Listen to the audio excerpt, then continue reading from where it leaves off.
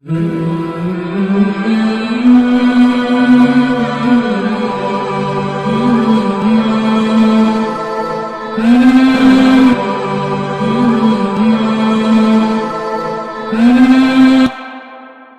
باللہ من الشیطان الرجیم بسم اللہ الرحمن الرحیم۔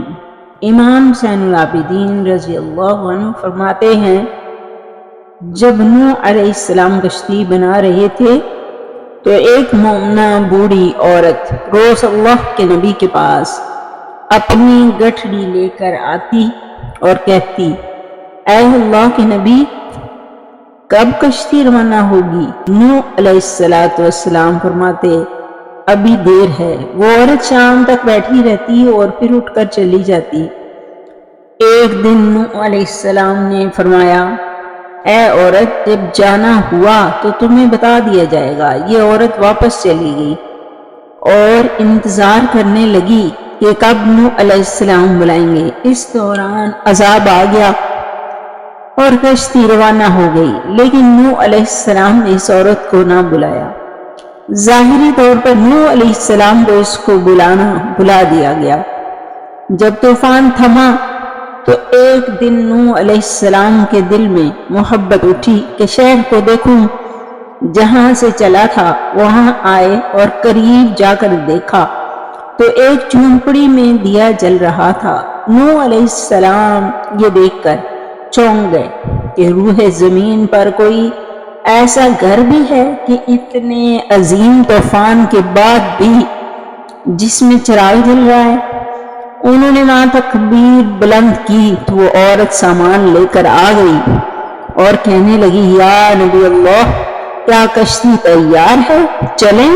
نوح علیہ السلام نے حیرت سے اس کو دیکھا اور کہا، رکو بڑھیا، کیا تمہیں کچھ بھی پتہ نہیں چلا؟ وہ کہنے لگی، یا نبی اللہ، کیا نہیں پتہ چلا؟ کہا، اتنا بڑا سیلاب آیا، بارش آئی، تمہیں کچھ بھی پتہ نہیں چلا؟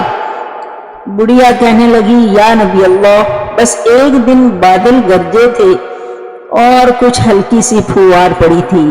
نوح علیہ السلام حیران ہو کر آسمان کی طرف دیکھنے لگے اور کہا، میرے اللہ، یہ کیا ماجرا ہے؟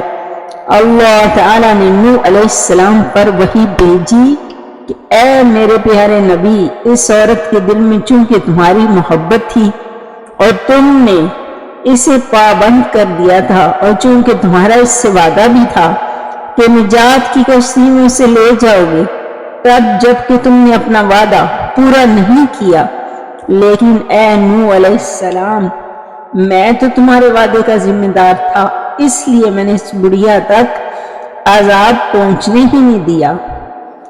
امام سجاد علیہ السلام نے پاس بیٹھے اپنے مومنین سے فرمایا، آؤ مومنو، یہ حدیث قیامت تک کے مومنین تک پہنچانا تم پر واجب ہے۔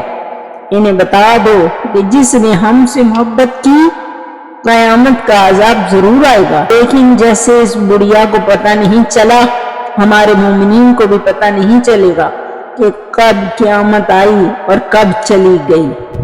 اللہ تعالی ہمیں اس پر عمل کرنے کی توفیق عطا فرمائے، آمین۔